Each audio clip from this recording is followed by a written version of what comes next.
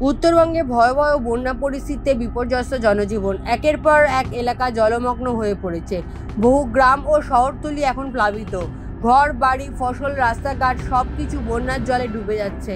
এমন দুঃসময়ে সাহায্যের হাত বাড়িয়ে দিয়েছে বোলপুর সাংগঠনিক জেলা। আজ বোলপুর থেকে উত্তরবঙ্গে বন্যা দুর্গতদের জন্য পাঠানো হয়েছে শুকনো খাবার, বস্ত্র ও নিত্য প্রয়োজনীয় সামগ্রী। জেলার বিভিন্ন স্তরের কর্মী ও নেতৃত্ব মিলে এই ত্রাণ সংগ্রহের কাজ করেছেন। দ্রুততার সঙ্গে তা দুর্গত অঞ্চলে পাঠানো হয়েছে যাতে ক্ষতিগ্রস্ত মানুষের হাতে সময় মতো পৌঁছায় এই সহায়তা। বোলপুর সাংগঠনিক জেলার এক প্রতিনিধি জানিয়েছেন, উত্তরবঙ্গবাসী এখন বিপদের মধ্যে রয়েছে। এই কঠিন সময়ে আমরা তাদের পাশে থাকতে চাই।